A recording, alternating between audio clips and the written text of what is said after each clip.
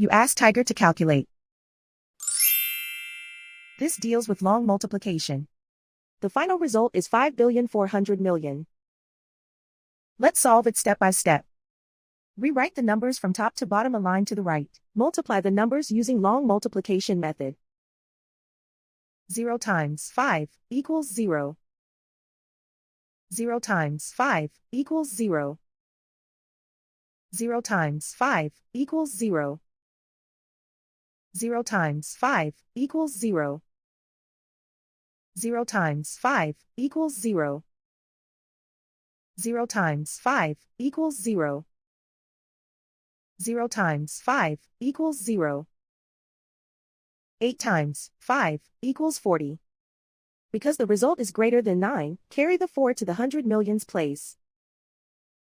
4 plus 0 times 5 equals 4. 1 times 5 equals 5. And so the final result is 5,400,000,000.